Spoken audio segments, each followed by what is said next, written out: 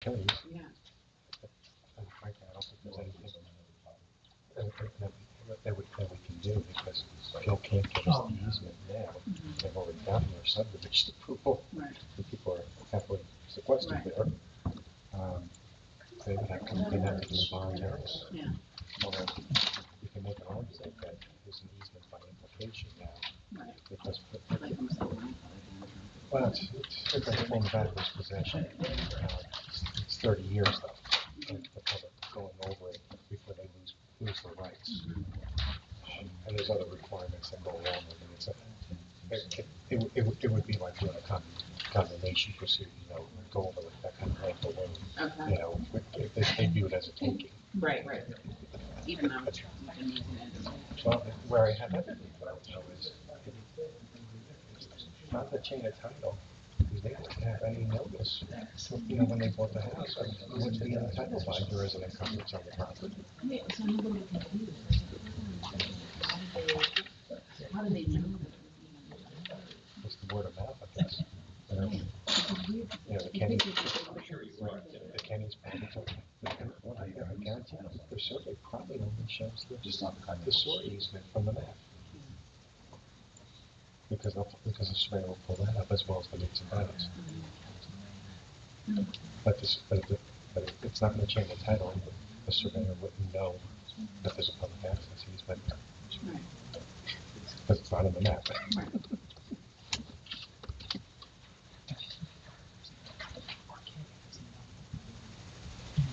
I just got that. So here's in the back right next to them, something unsigned document. So it doesn't feel good. Right. The microphone's 1 minute. Oh, we're in executive session, so. Or we broadcasting too. What? YouTube is on. So we're broadcasting. You got a crowd on there, What? Yeah, I wonder what's that's the crowd. Yes.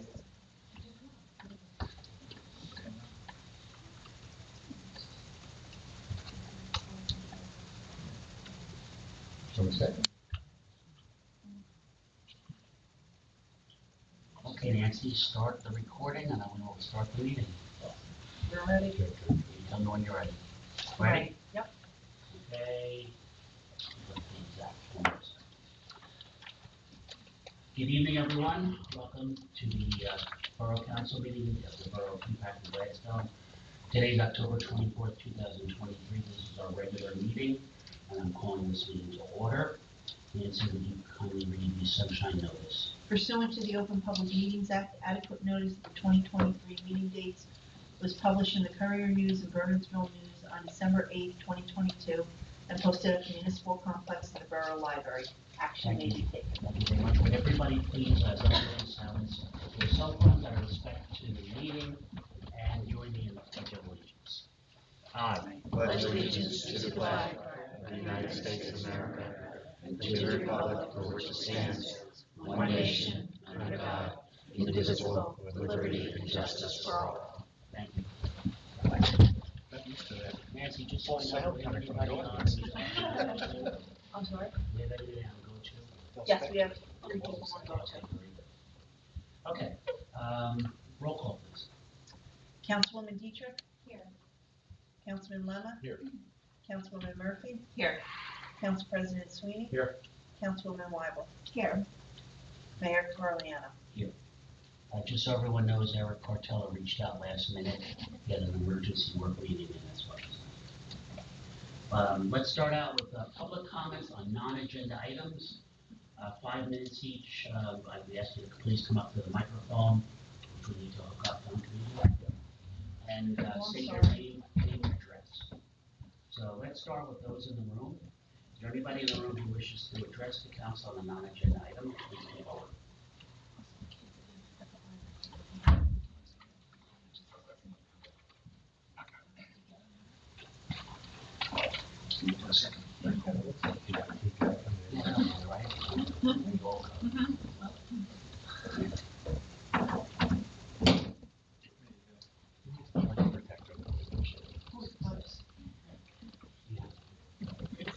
Hi, my name is Valerie Pulaski. I'm at 61 Main Street in Peapack. And I'm here to express my gratitude this evening for all the work and effort that was done. I'm sorry, Eric is not here. But all the work that was done in advancement of what's possible to work out on keeping the streets safe and the speed down. And I think that in summary, I don't have to spend too much time on it because we are still working on some things, but I realized out of it what comes is the speed limit or the speed flashing signs. And what it came down to is this toss up between temporary and permanent, because we have this sharing of responsibility with the county. So what we can continue to concentrate, and I guess I'll get in touch with Eric a little bit more, because I did send him some emails in regard to an exchange over this. But one more thing that I lastly sent to him was, and I don't think this is too costly or something that's feasible, and it may just help to put it in front of people's faces again, possibly, is the writing on the ground. I noticed in Bernardsville, where they've paved recently and done, they have the 25 mph on the ground. And I don't know how the county feels about it, but I think it's on some county roads. So that's just a double check. Moving on from my main intent and concern over my house area, I did do a lot of clearing, so I'm a little more confident about being able to see people speeding down on me. However, the visibility and the dilemma still right here at Coco Lux and Post Office and crossing the street from the parking lot, as we've had someone, at least one person that I'm aware of, be hit by a vehicle. I'm just curious as to the circumstances and how long it took to bring about the crosswalk that comes from Comline across to their parking lot and that light up. And I've sent some information to you, Amy, a number of years ago when I did see that. I was thrilled, seeing some of these. And now that we have one in town for ourselves and it's on the county road again, I guess that was a shared responsibility to come to a coordinated effort to put that in. You come down to when you're traveling towards Gladstone, and God forbid there's a big truck in the parking in front of the post office. It really doesn't matter whether you stop or slow, or you don't see anyone until they're in the street further than the curb off the crosswalk. I just think that it's a simple, not too expensive remedy. I mean, the signs are up there as it is. Lighting, electrical, I guess that's a consideration. So that's just my proposal or offer to bring something again to light, because it's pretty dangerous. I hear what you're saying, and I do wish Eric was here, because it is part of his committee, and I'll make sure that he knows about about this request. Right. Okay. I mean, I don't think it would be terribly expensive. It wouldn't be any. I don't think it would cost any more than putting a crosswalk in. Right. It would actually be cheaper because you don't need curb cuts. Right. I mean, I think it's just a different type of a pole that I noticed on Holland and lights. So I guess it's wiring. They wired that. So the ones on Holland were installed by Comline and paid for by Comline. And it was, okay. When they went to the county for approvals to modify their facilities, the county Answers the and question. put the new sidewalk in. Answers the question. Okay. And to your point, when I was coming down today, right in front of the bakery, there was a large truck legally parked, but you can't see. Oh, even though, right. Yeah, you cannot see if somebody's about to step out. So I think it's an interesting suggestion that we should really look at and partner with the county. Right. That would really make a difference. I think it's very helpful. So there ends my traffic situation. Thank you again. And again, I really do appreciate all of the feedback, the coordination, and the input. But I can tell Eric. Whoever's on second on road. I think it's me, actually. It's never, it's me. It's me. Sorry, never. Okay, thank you very much. Is there anybody else in the audience who wishes to address the council on a non-agenda item? Seeing none, how about online? Anybody online wishes to address the council? Nobody is coming forward. Seeing none, we move on. Okay, very good. Old business. Let's start with old business. We have nothing on the agenda. I have one thing I'd like to add to the agenda, but I'll let you all go first. Any council member have any old business? Okay. What I'd like to bring up is I'd like for us to revisit the idea of simulcasting on GoToMeeting. As you all know, or most of you know, somebody was lucky not to be here. We were unable to hold the meeting because the GoToMeeting did not work. We were here, it was advertised as a GoToMeeting session. We did not have it as a GoToMeeting session because it didn't work, and the number did not work, and we had to not open the meeting and not have the meeting that evening. Just by my own observations, I'm seeing some people do come on and listen to us on GoToMeeting, which they could easily do on YouTube, which we have no intention of getting rid of. But the two-way seems to be problematic, and I'm wondering if it's time that we let it go and just go back to YouTube only. And if somebody wishes to address the council, they'd have to be here in person. Are there any thoughts on that, considering the issues we've had recently? So Mark, just my view, I like the idea that it is a one-way transmission for YouTube, so people that can't make it can observe the meeting. I do know that I think it was in Bedminster, they had somebody take control of The Burnsville, planning board. And I think it's just a question of time till that happens here. I think it has happened at the planning meeting a number of years back. I can count on the fingers of one hand in the last 2 years the number of people on GoToMeeting who have had questions, and we're no more than 4 minutes away from the furthest point in town, so people can get out here or wait till the next meeting if they're not feeling well. And I think we should continue to YouTube as a one-directional simulcast, but cancel the GoToMeeting. Okay. Thank you, Don. Anyone else?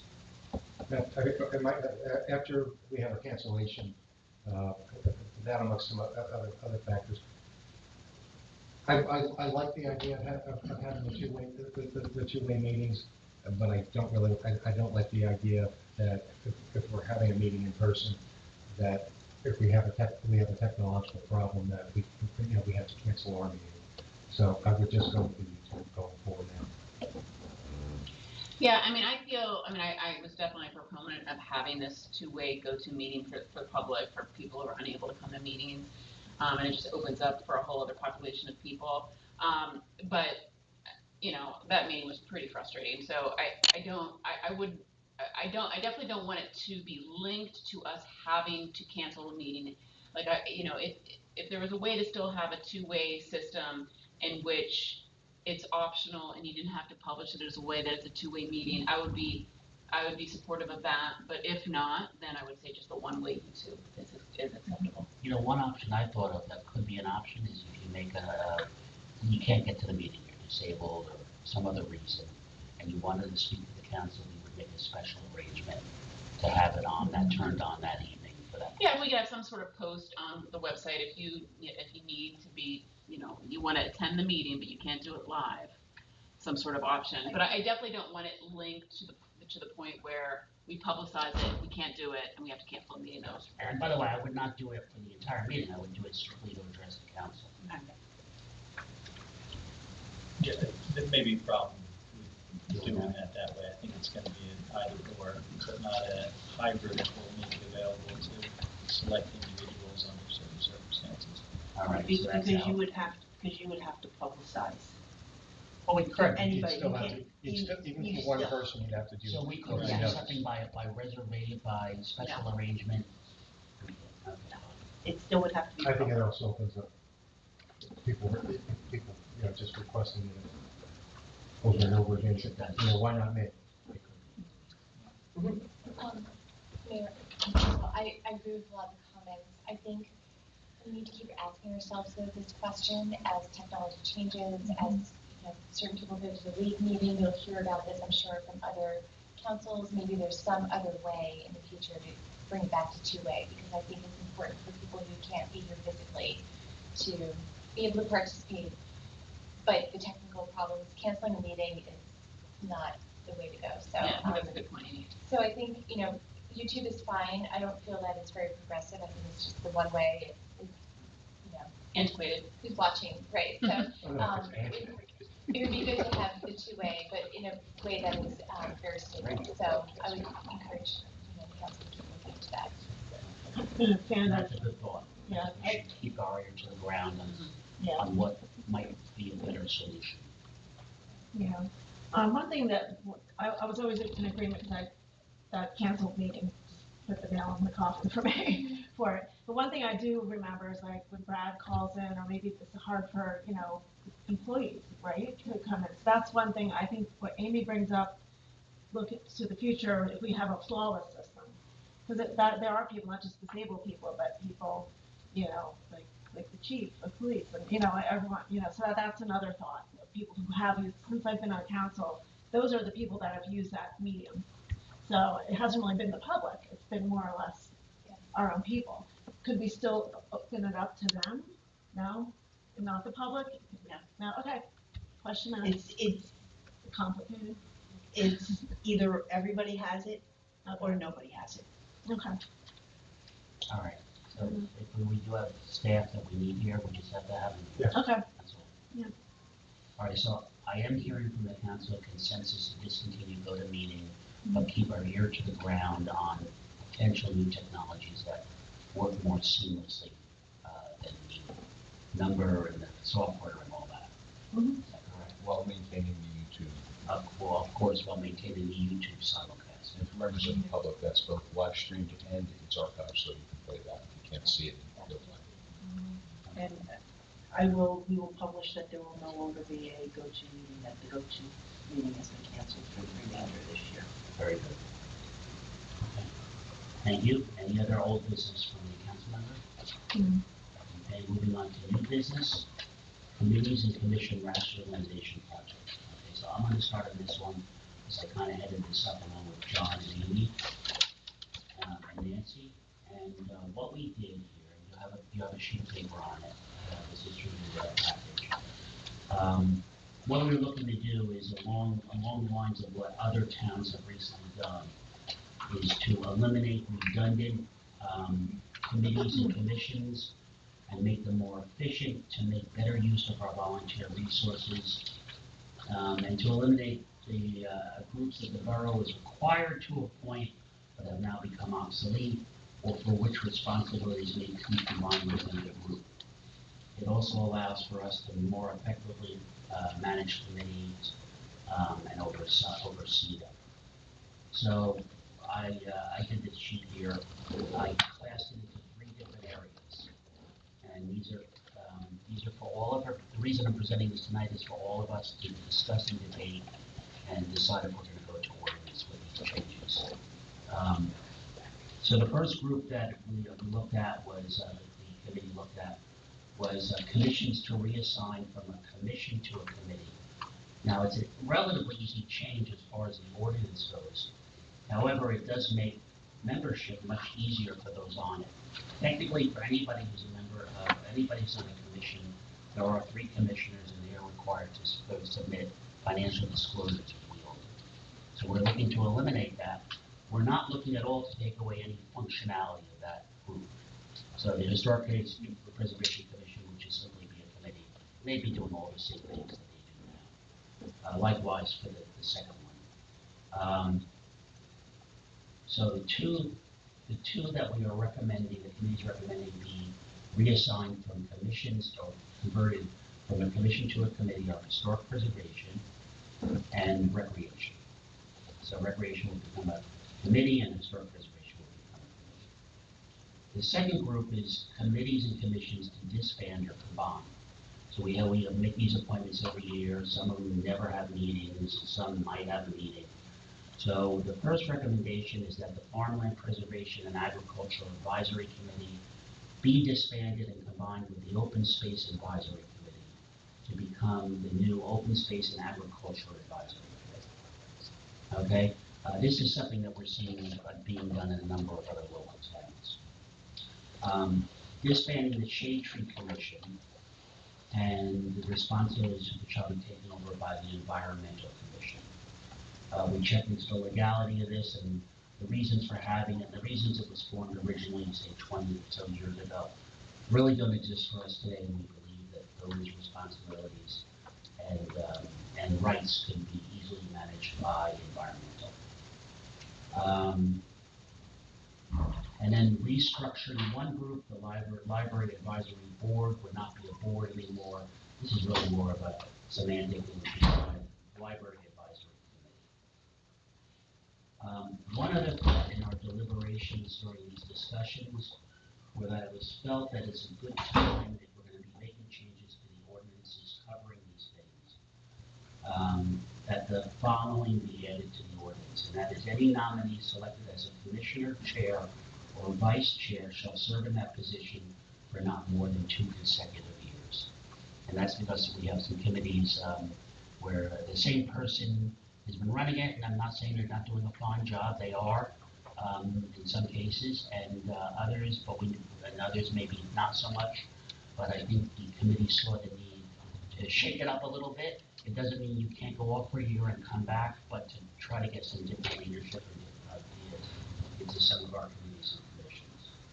So we're recommending that the council consider adding that into the verbiage of our committees and commissions. So, should all this happen, and we'd like to see it happen before the end of the year, so the 2024 appointments are consistent with these changes, we would be looking to have a mandatory committee and commission overview meeting to be held in December of this year to review the requirements, rules, and new ordinances. For too long, this was on, if you all recall, this was on my mayor's punch list. And the reason it was on there is because for too long, we ourselves haven't been following the rules. Commissioners haven't been following financial disclosures. Some committees didn't have commissioners, they were acting as committees. So this is an initiative to straighten all that out and get it operating the way it's required to operate by statute. And I think with the rec commission, it's a good example because you got a lot of people who do a lot of work there, but only 3 are legally allowed to vote. And it doesn't mean the rec commission doesn't go through the process of having everybody vote to get a consensus. But I think it would be nicer if everyone's vote counted. Mm-hmm. It's also the matter that we're trying to get more volunteers involved, and sometimes the idea of being a commissioner or financial disclosure is a little intimidating and an overreach maybe for some people. So we'd rather embrace the volunteers. And that's happened before. Mm-hmm. Yeah, we don't want to turn anyone away for that reason. Just to be clear, we are leaving one group as a commission. The one question I would have, and this goes to you, John, is are the other towns that have merged the open space with their ad committees? Does it function like our land use board where certain people would not? We have a combined board. Mark and I don't participate when it's a variance issue. Yeah, we're only functioning as a board of adjustment as opposed to the planning board. Because we have the requirement, we have 5 people requirement for the ag committee, 3 of which have to be farmers. Are they able to juggle all that? Well, you raise an interesting question. With respect to planning boards, land use boards, zoning boards, that's all statutorily defined. With respect to certain aspects of what this would be, this combined committee, there are some parameters. So really, we would have to look closely at the parameters for each of the combined committees. And that's exactly the right thought. It may be that certain members would have voting authority on certain statutory functions. Only 5 people could vote on an ag matter. Right. So for instance, that's a perfect example where those parameters may have to be set and then just kind of, I don't want to say codified, but reflected in the procedures and protocols of the newly formed committee. So it's definitely something that's going to have to be looked at with respect to the combined committee. And I think we have to be really careful because we have right to farm language in the ordinances. There's the farmland preservation those ordinances were enacted at different times. They're kind of a hodgepodge. So it's not a bad idea to try and basically just to get those ordinances to all conform with each other anyway. Our ordinances in that regard with respect to committees and commissions definitely need some work to kind of make sure we're comporting with state statutes rather than what in the past seems to have been maybe a patchwork that existed either before a statute or just became combined from languages from other municipalities, and it ultimately doesn't match the state requirements, or it's in conflict with them. And I've noticed that, I've made notes along the way for some time. So I have a couple comments. So I've been involved in farmland preservation, open space advisory committee, and environmental commission for I think over 10 years for all of them. And so my thought on the combination of farmland preservation and the open space advisory committee is, to me, that makes sense, right? I'm at all those meetings. We do meet on a regular basis, and we have similar discussions in each meeting. And we are an advisory committee. We're not necessarily voting on very many topics. We're not necessarily doing any of the work as much as then I come back to you all and I say, what are we thinking? These are the properties. Or I go to the environmental commission. I communicate with our outside advisors and that type of thing. So I can see that combination making sense, streamlining a bit, because as someone who's always looking for volunteers and going out and shopping for people who farm for farmland preservation, it's a challenge. So as advisory committees, I think that one makes sense. But that's the one thing we do have to keep is the farmer Yeah. requirement. Otherwise, we can't access the Right. The ordinance. I mean, that's the thing. Commissions are, they were created under an ordinance, and we have to be pretty thorough and thoughtful about decommissioning them because it's not just our choice, right? It has to be public noticed and everything else. For the environmental commission, I understand that we're keeping that as a commission, which I think is important because environmental commission has an active role with the land use board, with protecting our development, protecting the environment, right? I mean that's a commission that's pretty active here in town and knowledgeable and we're really involved in. Kepler's out there. He's going to get a big head at this. Yeah, I mean it's not flawless by any means. What? So this is the point. So the Shade Tree Commission, even though we sort of treat it as an umbrella under the Environmental Commission, it has to be its own commission under the Community Forestry Act to get the benefits that we get for Shade Tree Commission. So to get the liability coverage under, for our volunteers, for the tree work that we do, for the shade tree that we provide, if God forbid there was an accident, we have to be under that Community Forestry Act to get those privileges, also for access to grants. So disbanding it it's really not a good choice because it would limit a lot of the things that we do via the Environmental Commission. And I'm happy to work in a way that makes it slightly more streamlined. I mean, right now the Environmental Commission has the exact same members as the Shade Tree Commission because it makes it easier. But my advice is that we don't decommission the Shade Tree Commission or disband and then just kind of, make it a subcategory of the Environmental Commission because we will lose some of those benefits that we got. And it was just organized in 2012. So it hasn't been 20 years, it's been 11 years. And, that group is pretty good about using the monies that they get from, We haven't gotten monies for the Shade Tree in a long time, if we ever did. And as far as liability goes, it's covered elsewhere. John and I had a rather long conversation about the benefits of it, and there was none that were recognizable at that time. So, but I guess my confusion is what benefit does it have to the town to dismantle it? In my view, the biggest thing is you appoint people to a committee that's completely inactive. But it's not inactive, right? So it doesn't have its own separate meeting. But as someone, if of all the meetings that we all go to, I go to an Environmental Commission Shade Tree meeting every single one. The Shade Tree Committee doesn't have its own meeting, it's inactive. But we have it as a subcategory. Well, just make it part of environmental. Okay, then let's make it part of environmental.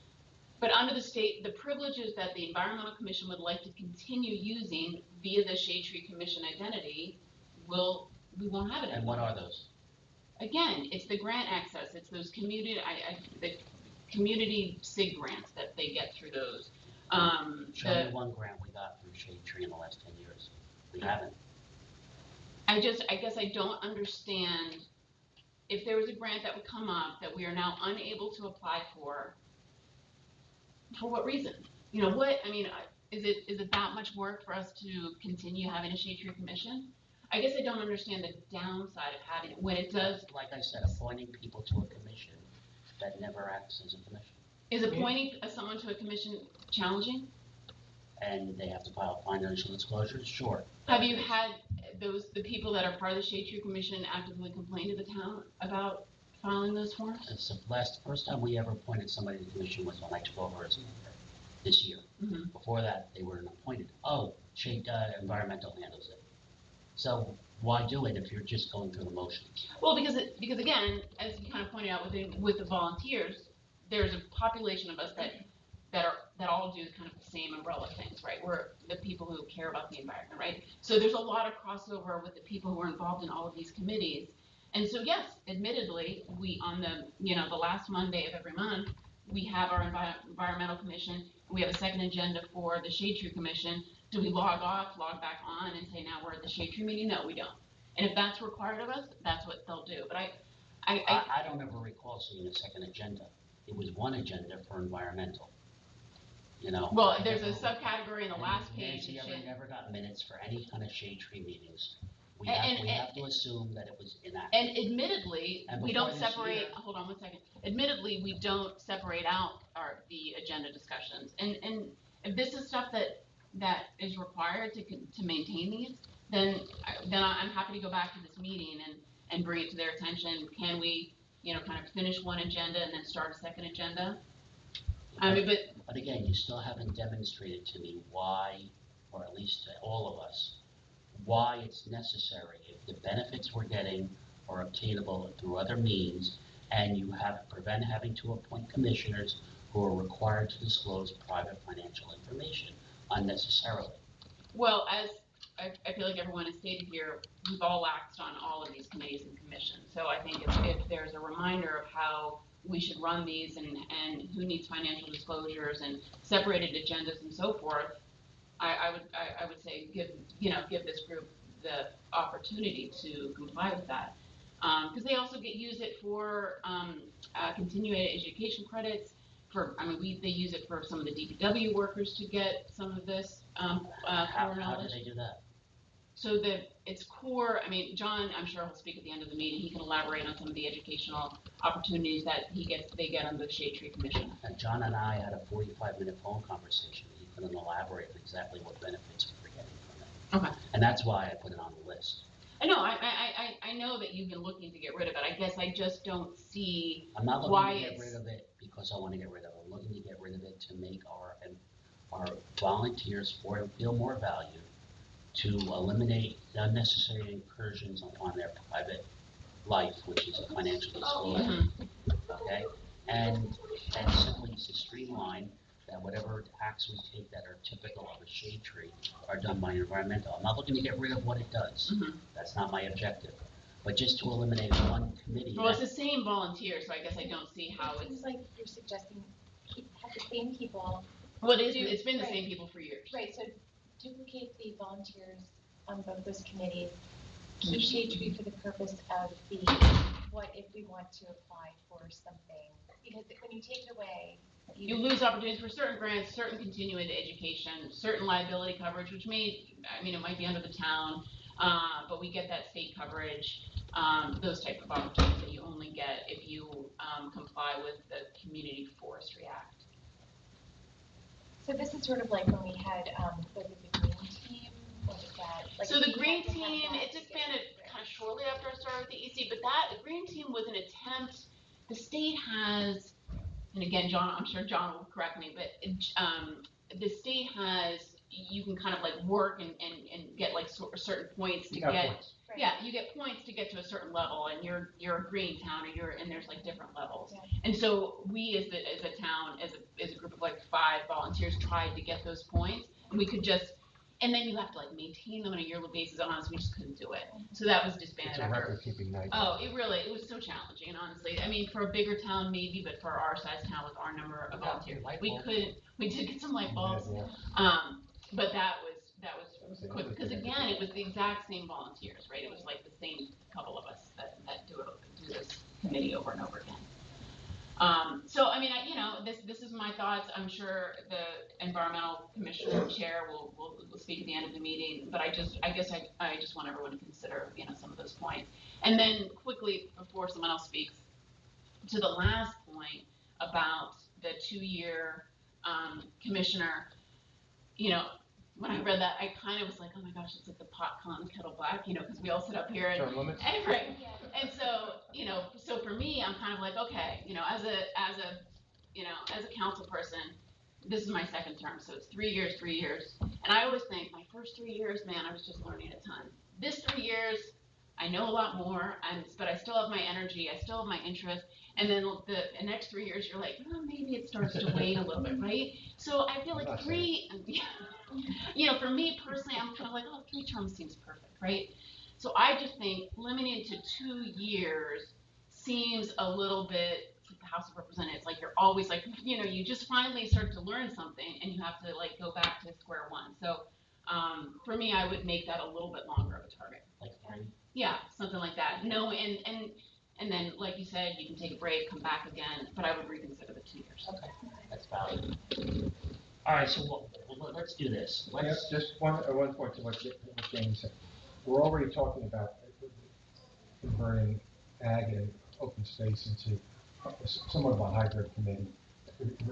Where each of them has some identity. I think there's got to be a way that we can combine the two, environmental and shade tree, so that the two identities are still there, so that we're not. I mean, I know Mark said we're not eliminating, what the shade tree does, but I mean, make one a subcommittee of the other. John, do you have any thoughts on that? As long as they are not running afoul of the state statutes, and I'm not so familiar with the Environmental Commission, I've not looked at that in quite a while. So as long as they're not running afoul of either of those, there's really not a problem with doing a combination, so to speak. That's not a bad idea. That's fine. I mean, that's sort of what we've been doing. It obviously not following the letter of the law. And so I'm happy to bring back to the Environmental Commission, the Shade Tree Commission. These are some changes we need to make. But I would like that opportunity of maintaining that commission. We might not have taken full advantage of it in the last couple of years, but we just hate for that opportunity to be gone. But I think what you would have to do, because open space and farmland had run jointly for a number of years as well. And one of the problems comes into the minutes.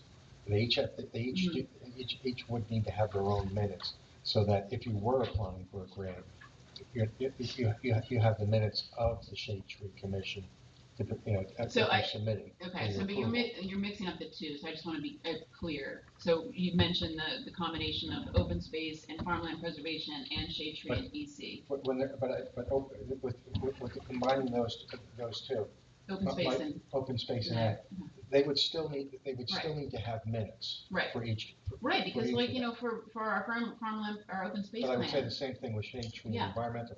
Even if environmental is simply, no meeting occurred, there was nothing on the agenda. I don't think they would need separate minutes. I think you can do the minutes and just have part A, part B, one set of minutes. Yeah, I don't know. I mean, that's something, John, you would have to probably look into, because, we have to have certain amount of meetings for the Open Space Advisory Committee. I don't think we have really any specifics, but like for the farmland preservation, like for the open space plan we just did this past year, we had to have certain amount of, meetings. We had to, there are rules to follow to be able to get, those types of things published. Committees are encouraged to keep minutes, they don't have to. Commissions have to keep minutes. Right. All right. Any other thoughts? Hearing none, why don't we do this? Why don't we, with respect to environmental and shade tree, we'll ask John to take a look and see if we can do an environmental and shade tree commission. If that's feasible, John, and if so, we should go with that, because that doesn't seem to be an issue, and I have no issue with that at all. Kind of renaming it like we did the one prior. We want to do the term limit to make it 3 years instead of 2. As I had stated earlier, I'd love to see this in place so the committees can be briefed on it, and the appointments can be made for 2024, consistent with this. So with council's consent, and John Bruder's overnight work to get it towards by our next meeting, because it would have to be, to ask John to draft these changes based on those that one piece of research he has to do for first reading at our November meeting. Okay? Good with everybody? With that structure? And I'm fine with that structure as well. I did all the talking on this. Any comments from the committee that will cover this? John, Amy, Nancy? All right. I will say, John, for you, Richard Dodds will have some information on the open space and ag, because he's the one that I did speak with about the towns doing combined. Okay, John Sweeney obtained for us, if you'd like it. We have Bedminster, thank you, Bedminster ordinance for one of them. For the recreation committee. The recreation committee. Okay. All right, thank you everyone for that, good talk. Any other new business from the council member? Seeing none, we move on. We have, under miscellaneous, we have a facilities usage application from the Somerset Hills Education Foundation for the use of Liberty Park for a dog, pet parade, on December 10th. And you all have the application for that. The application is asking for a waiver of fees. I don't have a problem making the fees charitable organization. Yeah. Okay. Comments? Any further comments? Maybe the dogs will scare away the geese. Can you do it on a weekly basis? Okay, so may I have council consent to approve this application? And with the fees waived? Yes. Yes. Yes. Okay, very good. You're here representing SH? Olga is over there. Oh, you're here representing. Okay, I should give you the opportunity to say address the council if you wanted to. Do you want us to like debate it along with this thing? No, I'm just grateful for this opportunity. We've been here for 10 years. We can beat a We've dead got horse. children in the district. It's nice to see such a good organization like Chef be revived and be up and running again. And we've got a strong board. We're positioned to be successful, and we're just grateful to be partnering with you and taking it a little bit out of Bernardsville and bringing it to all our neighbors. And you're So all. thank you. I'm all good. Hi, Olga Christie. Nice to meet you. Okay, very good. Good luck. Good luck. Appreciate you selecting Try to our do my time. dog. Come out December 10th. Okay, very good. Let's move on to best practices. Okay, does everyone, I'm doing this for the benefit of potential new council members who might be in our audience. Does everyone understand what best practice survey is every year? We all know what that is? If you're new, I'll explain it to you later. Okay, actually, let me explain this to the. You got everyone. Yeah, everybody wound up. Let's curiosity. Okay. In fact, Nancy, why don't you explain it? Because you're probably more articulate than I am about it. I don't know about that. Best practices, every year, the state makes a payment to an aid to the town based on the answers that they give to the best practices. Our aid is usually roughly around $251,000 a year. We have to answer the questions for the best practices, which are how we run and how the town is being run. And depending on how many yes answers and how many no answers, depends on whether they will decrease any of our aid. We have never had a problem. We do everything the way we're supposed to be doing it. So our answers are, the majority of them are always yes. So our numbers are always, we always get the amount that is there. Just as an add-on, back in the 70s and before, utilities used to pay directly to the borough a rent, so to speak, or a tax on utility lines that ran into town, electric, cable, and so forth, telephone. And the state in their wisdom took that away from all the municipalities in New You know, they Jersey. were helping us, they were gonna manage Yeah, the they were money gonna manage the collected money for for us. And now they collect those taxes directly and they give us back part of them in what's called the ETR, the receipt, which is what Nancy's referring to. This year was about $252,000. Their big is about, what, 90%? And we have no idea because they don't share the numbers with us, but we believe that they collect well over $1 million or so dollars in this town in energy tax receipts. And we see just a little portion of that. So the fact that we score well on the survey ensures that we get the maximum that we could possibly get, even though we believe it's well less than what we would get if the utilities were paying us this tax directly. So everyone. It shows up on your phone bills. Yeah, it goes into your phone bill and your cable bill and your electric bill and your internet bill and all that. So just so you know what the energy tax receipts are. There is currently a movement that I've been involved in with the mayors in New Jersey to try to compel the state to give us back our energy tax receipts. It hasn't gone very far. We all signed a petition. We all sent letters. We did a resolution about a year ago. We still try. So everyone should know that's how that works. So I have some feedback. Does anybody else have feedback on this? My only feedback was it was just a reminder how we have to do a little bit better with EV chargers and EV vehicles in town That's a good reminder. yeah.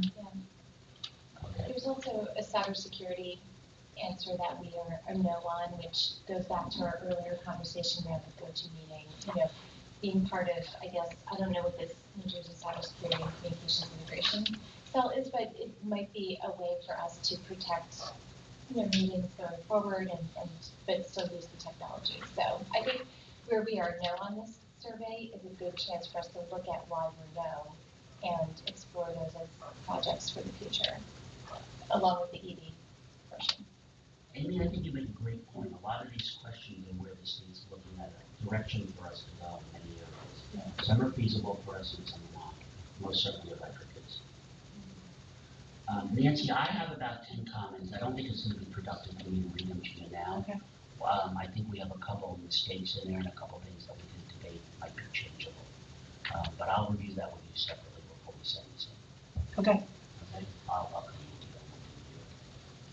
you. I know Olu and Michael are working on, because the CFO is the one who responds and does the survey online. So I know they were working on getting this going, so. Okay.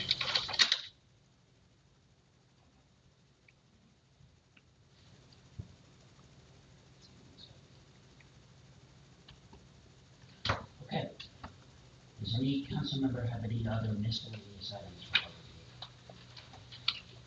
meeting? Seeing none, we move on. Reading and approval of minutes. There were 2 sets of minutes. I don't see why we can't do a consent for both of them. So we're going to look for a motion in a second to approve both the regular meeting minutes of October 10th, 2023, and the executive session minutes of October 10th, 2023. A motion in a second, please. So moved. Okay, I heard Don and then Jamie. Okay, Nancy, a roll call, please. Councilwoman Dietrich. Yes. Councilman Lemon. Yes. Councilwoman Murphy. Yes. Council President Sweeney. Aye. Councilwoman Wyble. Aye. Okay, that passes. Next, we have one ordinance. The ordinance is a public hearing for ordinance 1128-2023, amending and supplementing chapter 4, article 7, titled Wildlife Feeding of the revised general ordinances of the borough. May I have a motion and second to open the public hearing for this ordinance? So moved. Second. Okay, roll call, please, Nancy. Councilwoman Dietrich. Yes. Councilman Lemon. Yes. Councilwoman Murphy. Yes. Council President Sweeney. Aye. Councilwoman Wyble. Aye. Okay. So now we're in public hearing. Let's start with those in our audience who are present. If you'd like to make a comment on this ordinance, please come up to the microphone. Name and address, please.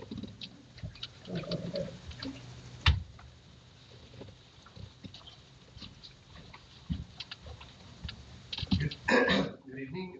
I'm Charles Wolford. I live at 10 Tater Street. My wife, Sarah Rowland. Same address, not surprisingly. I wanted to First, I enjoyed watching your meeting and really thank you guys for your service. You work hard and appreciate bringing up this really important issue. I'm a writer. I write books about environmental and medical topics. So I feel like I have some expertise on this issue. Have done some research. And also, we're severely affected by having feral cats being fed next to our house. So I did some research, and I want to present that for your record. Feral cats are the most destructive invasive species in our country, according to the U.S. Fish and Wildlife Service. They kill an estimated 2.4 billion birds annually in this country, billion with a B. That is 10 times more than are killed by cars. It's 10,000 times more than are killed by windmills. Some birds are in trouble in our country, and cats are the most severe cause of driving some birds to extinction. Cats also carry several serious diseases that threaten humans, according to the CDC. Toxoplasmosis causes vision issues for more than 2.2 million Americans, and it can be picked up just by touching soil the cats have been in, such as you'd find in your garden. Rabies also is twice as prevalent in cats as it is in dogs. So these are serious issues for our town, but I have to admit they're not our main reason for being here tonight, which are personal. Being overrun with cats has seriously affected our lifestyle and our enjoyment of our home. We have a deck where we like to grill and enjoy a summer evening, and we cannot use it often because of the cats. The cushions can't be left out because they're quickly covered with cat hair and filth, which is difficult and time-consuming to remove. But bringing the cushions in and out. I complain about that. Bringing the cushions in and out every time you want to sit down really isn't practical, so you end up not being able to use it. We bought covers for our furniture, but the cats shredded the covers and got underneath. And we can smell cat urine in our garden and around our deck. The cats dig around our vegetables and knocked over our flower pots. We've even had cats lunge toward us and hiss, making us suspect that they're unhealthy, and it's certainly scary when that happens. We feel like we've tried everything and brought every product under the sun to keep them away. Sometimes I feel like Wile E. Coyote in the Roadrunner cartoon with the stuff coming in that I've tried and doesn't work. We also set up trail cams to see what was happening in our backyard. And one night we got 1,000 pictures. The vast majority were cats going back and forth, but other animals are also being drawn to where the cats are being fed. So we also got pictures of raccoons, possums, foxes, and a coyote. And at night we often hear fights among the different animals out there. So we've talked to our neighbor who feeds the cats. She's a very nice person. We like her. We've had civil conversations and we've had written communications. But the problem has not continued after a number of years. And she stated she cannot afford even to spay and neuter the cats. So we're constantly getting more kittens being born all the time. We can see the kittens showing up, and we feel like they're being brought into terrible lives being stray out in the wilderness. So in conclusion, we'd ask you to pass the ordinance so we can have peace, health, safety, and clean environment in our home. Thank you. Jill, you were instrumental in this. Do you have anything you wish to say? We also would like to implement a spaying and neutering new program, in town. It is expensive, but there are, organizations that are less expensive. So on top of just an ordinance, really need to do this. So we had a meeting, Nancy, Mayor Mark, and myself, and we have to get that rolling along too, because it's not just one. This is not the only solution. I mean, an ordinance will. Yeah. It's absolutely not a solution, right? It's not gonna help your problem. The cats. Yeah. I'm a veterinarian, and the cats, they found a place that they like to hang out, and they will continue to hunt and prey in that area, even if your neighbor, of whom I know as well, continues to feed them. And so unless we spay and neuter, it's gonna be a problem. And the reality is, I have sympathy, right? I mean, these kittens are born and they need to eat too, and so I want us to be responsible as a government and help out with some spaying and neutering programs. So I just wanted to reemphasize that. Thank you. I support that, but I guess I would disagree about that not feeding them. Feeding them is contributing to the problem, because anytime you interfere with the ecosystem and say, like, we're going to put a bunch of artificial food to build it. It's going to increase the number of animals and increase the number of litters and bring in more animals. You know, Twice a day. All I'm saying is it's a hard cycle to break, right? If you break that cycle when they're kittens, then they will absolutely find a new place.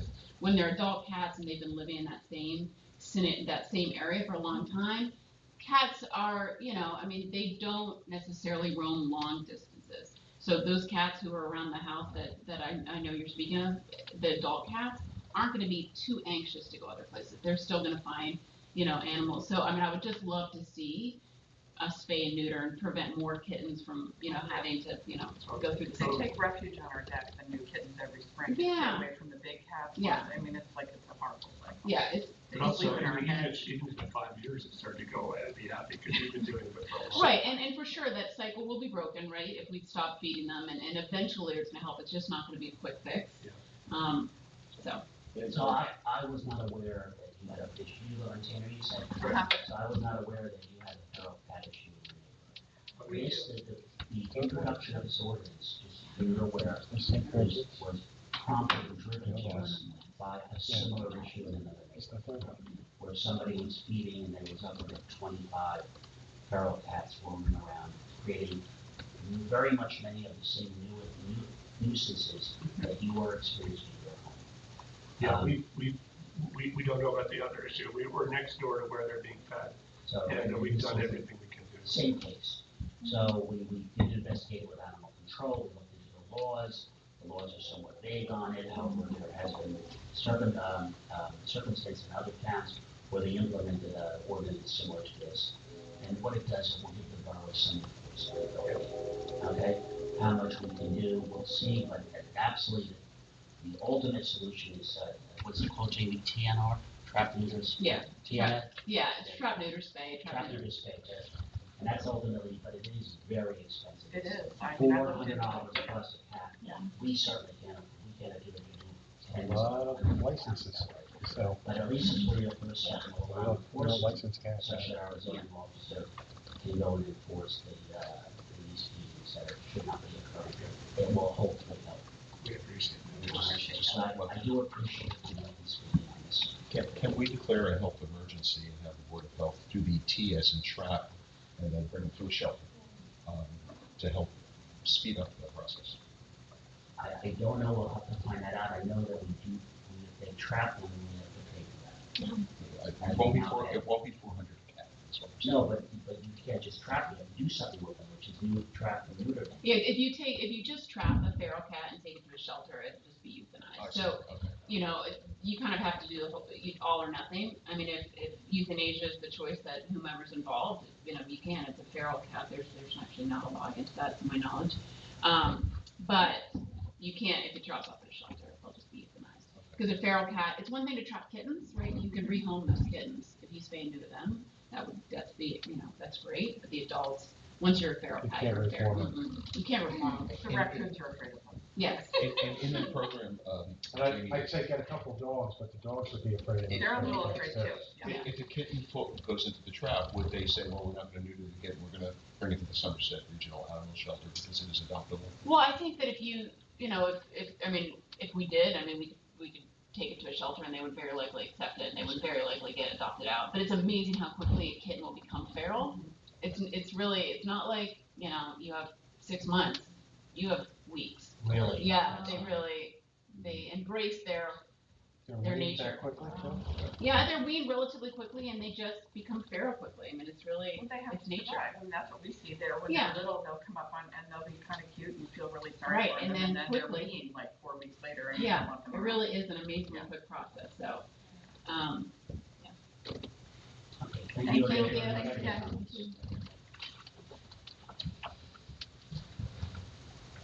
Can I approach? Yep. Okay, great.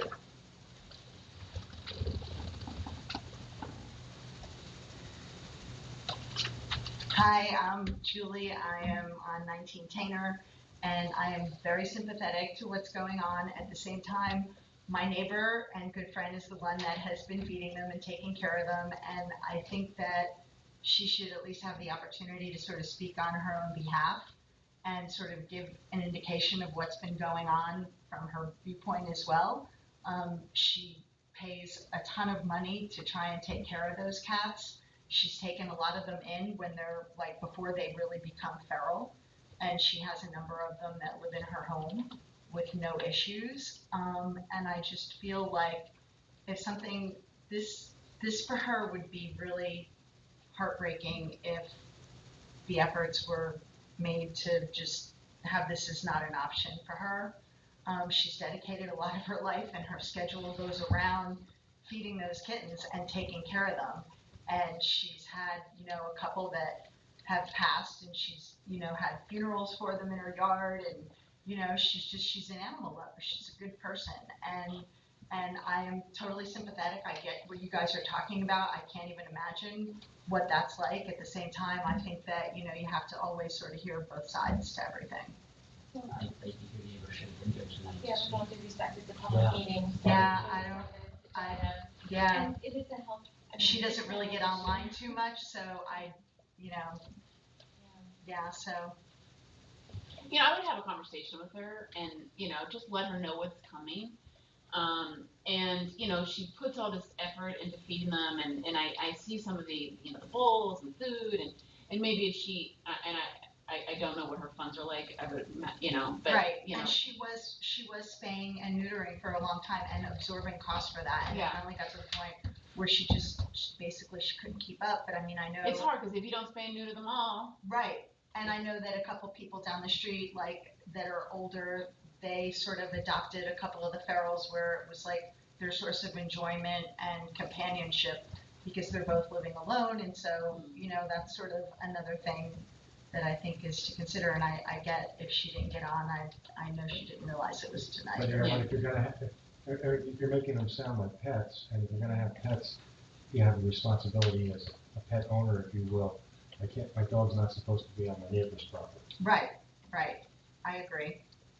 And it's sort of like having a neighbor who has a lot of people visiting on a very frequent basis, and it overcrowds the neighborhood, and in this case, it's unhealthy. So I'm sympathetic to the health factor here. I understand emotions around animals, but I think this has gone too far. Mm-hmm. Yeah. So what steps normally are taken as instance, or you don't have an ordinance that governs that, or? That's what we're creating now.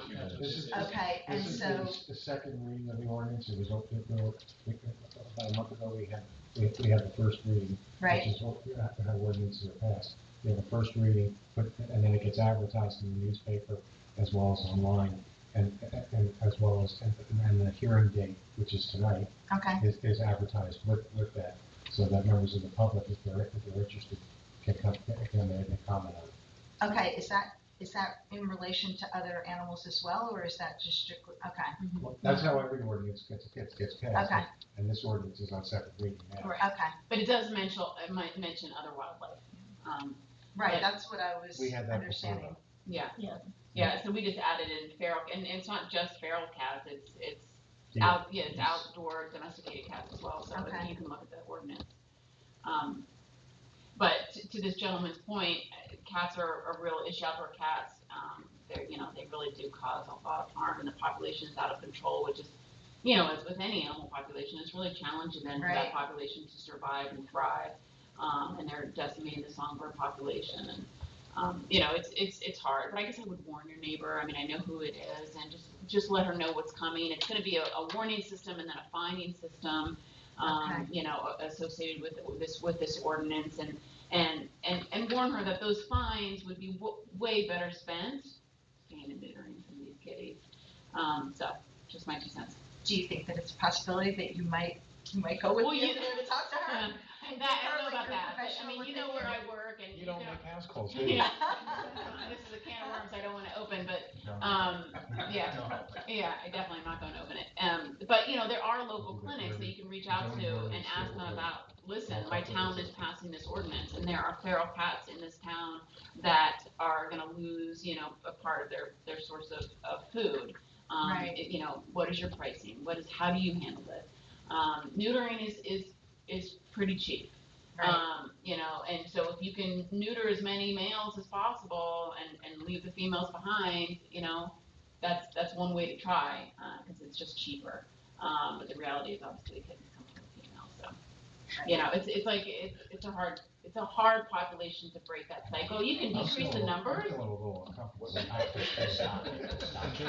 He gets a little nervous. Julie, I get my mask literature on some of these, these organizations that'll do it a little cheaper. So if I can email you, so maybe we can, behind the scenes. So Julie, one of the things also is, we passed the property maintenance ordinance many years ago. And really the dividing line between what's okay for slovenly property and junk is, does it impact your neighbors? And that's kind of one of the key thresholds. Okay. This impacts her neighbors. Right. It's not her, it's a community-wide health hazard that your neighbor is creating. And I'm sure she has a big heart, but she's making matters worse. And to be candid, this property was not the property that motivated this. Right. There was another property that called in, and there's a third property that I'm aware of. So, I mean, a little town like this has 3 feral cat communities right now. Yeah, I'm sure there's more. I mean, that's problematic. So then how is it that you get rid of that? Like, how does that Well, ultimately this work? is one step forward with that. Okay. And like everything else in government, we do this, and we see about other remedies. Usually, cost is a big factor, in terms of figuring out what we could do as a second step. Right. Okay, that's good. Okay, thank you. Thank you. Appreciate it. Are there any other members of the public or residents who wish to address the council on this ordinance, in the ordinance? Seeing none, let's go online. Nancy, anybody online who wishes to address the council? Somebody took a note. Is there chat? No. Seeing Somebody none, came in from a chat. do you have something? No, not for this. This is for our go-to meeting. They think the go-to meeting is a good idea. May I have a motion and a second to close the public hearing for ordinance 1128-2023? So moved. Roll call, please, Nancy. Councilwoman Dietrich? Yes. Councilman Lima? Yes. Councilwoman Murphy? Yes. Council President Sweeney? Aye. Councilwoman Wyble? Aye. Okay, now a motion and a second to adopt 1128-2023. So moved. Second. John and Jamie. Roll call, please. Councilwoman Dietrich? Yes. Councilman Lima? Yes. Councilwoman Murphy? Yes. Council President Sweeney? Aye. Councilwoman Wyble? Aye. Ordinance 1128-2023 is adopted and shall be published by title only in the Burnsville News in accordance with the law. Okay. Moving on to resolutions, I would ask that all council members please take one moment and look at resolutions 194, very simple, 3 of them, through 196, to see if we might do a consent agenda. Did you Oh, wait, want to? before we get to this, I'm sorry, before you leave, so everyone's clear, the ordinance, this is for general, not just yourself. So everyone's aware of this ordinance now being passed. It will take us some time to get it in the books and so forth, but it is now law in this town. Which means if you have an issue with, the borough's not gonna come out and find these, we don't have that ability or manpower. But if you do have a zoning complaint relative to the feeding of feral animals, and I'm addressing everybody here, including who's online, it does require that the resident file a zoning complaint. You can do it online on our website, you can do it by letter to our zoning officer, Sarah J. Knoll, and you can also call her into her as well, and her number's on our website. And then it would be processed like any other zoning complaint that we get placed on. Okay? Thank you. Okay. Good night. Thank you. Were you going to pull resolution 196? Oh, I didn't hear back. Yes, I think we should. Yeah, I have not heard back. Okay. Thank you for reminding me of that.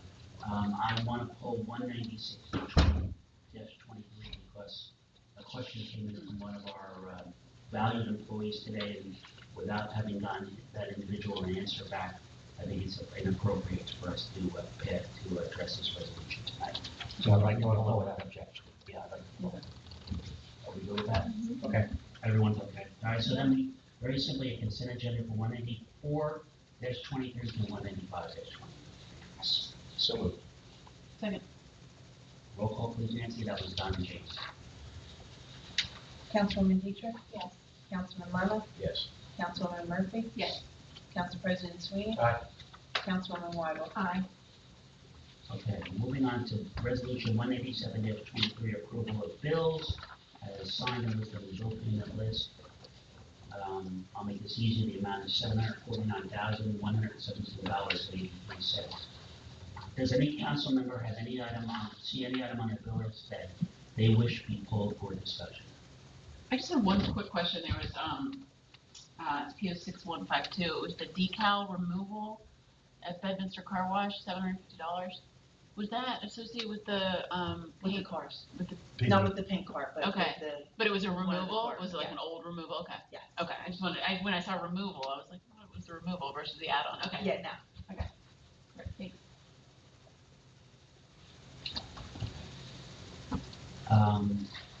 Good question. Motion and second to approve 187-23. So moved. Second.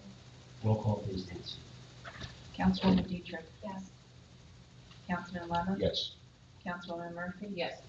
Council President Sweeney? Aye. Councilwoman Weigel? Aye. Okay.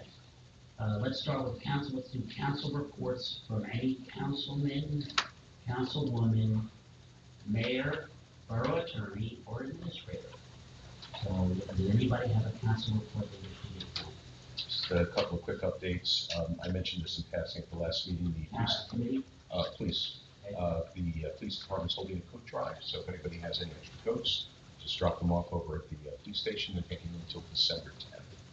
And then on fire, the rescue truck is hopefully going to be ready within the next 30 days, but we will see. There are actual pictures of it now, so it's looking It good. doesn't have wheels though. Well, and so we're making good progress on the fire engine specifications and that whole process. We had a meeting on it as recently as this morning. So making progress, and it's going a lot smoother than it did with the rescue truck. We learned a lot of lessons on how to partner very productively. Thanks to Ron and Brad and the other members of the fire company that are, working hand in hand with us. So our next step is going to be bond ordinance and And bid. bid. I had just a update for property. Probably most of you already saw it, but the new tot lot is in. Looks good. The new mulch is in. So I don't know if we should post something on the website about it or just let people, yeah. Absolutely. I think it'd be nice with some pictures. Yeah, I'm waiting to get a, answer back from Richard Dodds. He's trying to find out if the county wants to come out and do Do a little, something. oh, okay. Since they are the ones who, Pay for it, yeah. who is funding it. So I'm just waiting on Okay. an answer from him on that as to where we're Good. to move. But, yes, Eric actually has sent me some pictures of his, Keep them- kids on it and Yeah. stuff. So we Yeah. do have some things that we can put up, so. It looks great. Yeah. It really does. I'm happy, and I'm sure all the kids in town. The members of the recreation, committee that picked out the pieces did a very good job. It looks really good, and I think everybody is happy that it's been out there so far.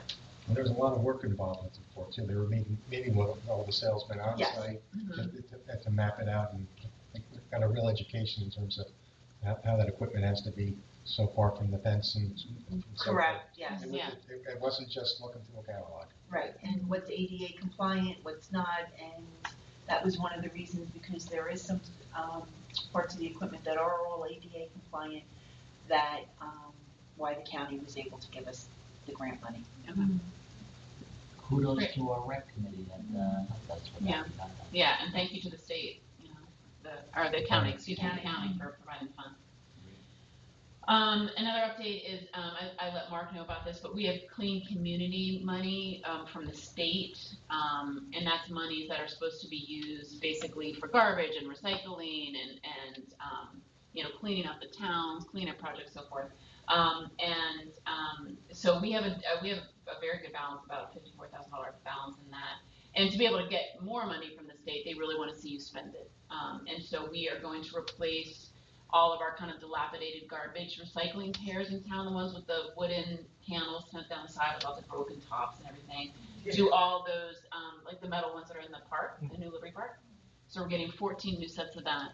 Which is about a total of $46,000. Yeah, almost 48, yeah. Yes, so. So it's a nice use for that, and it'll look really nice. They already poured concrete, where they needed poured the most of new. it, yes. So we are working on doing the purchase order and placing that order Awesome, for that, thank you. so, thank you. And we have enough money left for your other project that you're working on? Yes, that's already been encumbered, so. Okay, very good. This is a general question. Any updates on the lighting in the park when that will be fixed?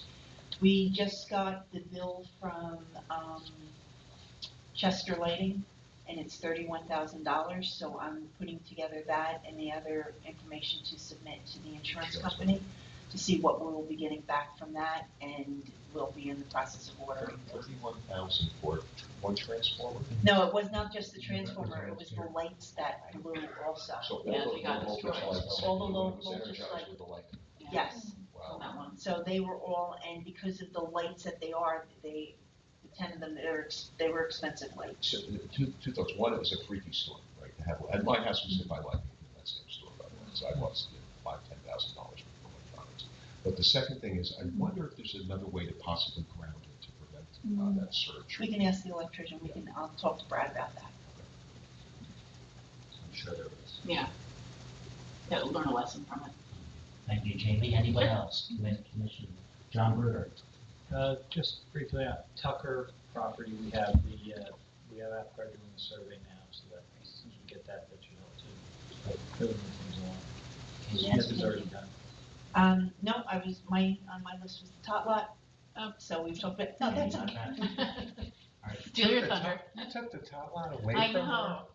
I'm like a kid in the playground. Good work, everybody. Good work. Okay. Mayor's executive summary, I don't have much. Jamie, you'll advise Eric regarding the suggestion regarding the Main Street crossing at Willow. John Bruder, you're going to work on the community commission ordinance changes for President first reading, November 19th, is it? Our next council meeting? November 21st. I'm sorry, 21st, please. And then work with him as well. And John Sweeney, I'll come in, you can help out also. Nancy, I need to meet with you regarding best practices because we've got to get that out. And that's all I have for the mayor's summary. Okay. Nancy, if you also make a note to contact the fire company president on the issue that I discussed with you today to get that thing down. And I did, and he's putting up another banner for somebody, so he's doing it at the same time this week. Too long. Okay, let's move on. Public comments. Agenda items only, please. 3 minutes per person at this podium, name and address.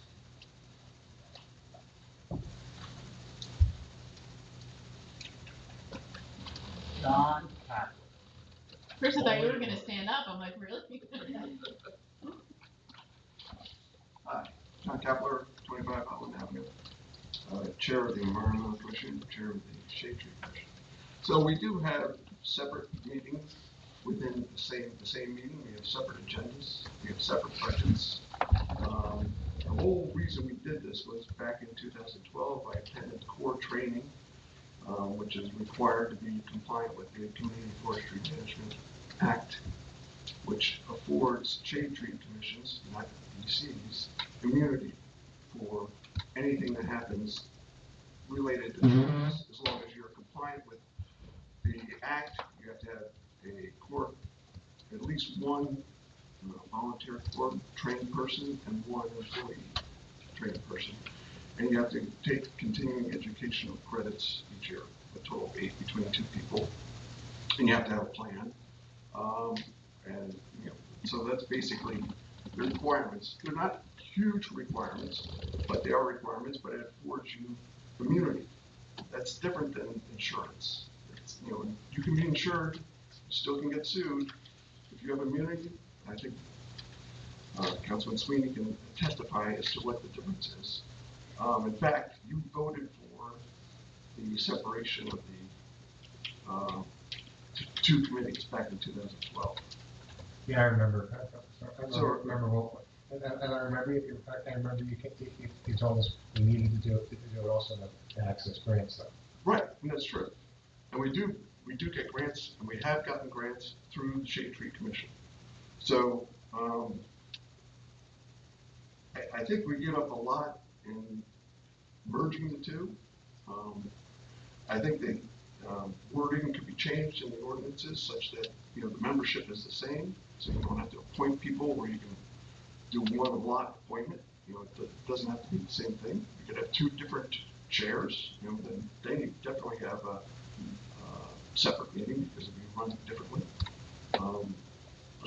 John, you found that some potential members were off-put by the financial disclosure. I have no one has ever said that to me. Okay. So no one's ever filed it. So that's part of the problem. That's why we're looking into it. I'm looking to clean that up.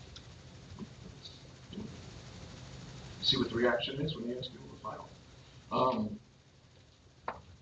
And I got to But there is a reaction. There is a reaction to losing immunity. We went through this back in 2012 when people realized that, hey, we're not going to have this immunity. Why should immunity from what, if I may ask? Litigation, in terms of if someone gets injured by a falling tree or something, that they can blame the Shade Tree Commission for not doing their due diligence with and we do have insurance, but that's completely different from immunity. And so I have a letter we wrote back in 2012, which I can submit to you guys. I have to do once a year that what it is in terms of. John, just so you know, the suggestion I made about merging them in such a way that they retain their identities. I'm not looking to have the Shade Tree Commission lose whatever benefits we do have by having them. It's just, I think we just want to see if we can't just bring it together with environmental and have them both retain their so-called powers. I mean, I'm not following it, so. Well, I think John Bruder's gonna look into whether, kind of having environmental and Shade Tree Commission as a combination, if we would lose any of our benefits from Shade Tree or any of our benefits. And if we do, then it's another discussion to have, but if we can maintain all the benefits that we get, but have kind of a combined situation, which I would imagine we'd still need the same agenda and so forth, but just to make some aspects of it a little bit more streamlined. Yeah, I think we'd still need separate, I'm sorry, that's not what I said, separate agendas, but just to kind of streamline it as much as we can without losing the benefits. That's why I was trying to get across earlier. Okay, great. I think that's what we're trying to do. Okay. But the term limits is definitely targeted at you. Oh, please do that. Every year. I was gonna fight for 25-year term. Does someone want to be chair? All right, thank you. Thanks, Very John. nice if you did that. He wants to. Oh, okay. Great, thanks. Okay. Anyone else in the audience, public comment on the agenda, please? Seeing none, how about online? Online, anybody, public comment on the agenda items? No, there was just one, comment, and it says that, Well, it's a chat comment? yes. No, I'm wondering about that. They have to, that's why we have it, for them to comment. How is someone online getting our attention though to make the comment? I guess when we open it up for comments, that's what you're saying. So this, he said this before, Got it. during another Yeah. comment. Got it. Okay. Yeah. I'd rather not take that. Seeing none, let's close the public comment portion. Back to our council members. Any further business from any item? On any item? No. All right, seeing none, a motion second to adjourn, please. Second. All in favor? Aye. Opposed? Okay. Thank you all very much for online and present for being here and joining us.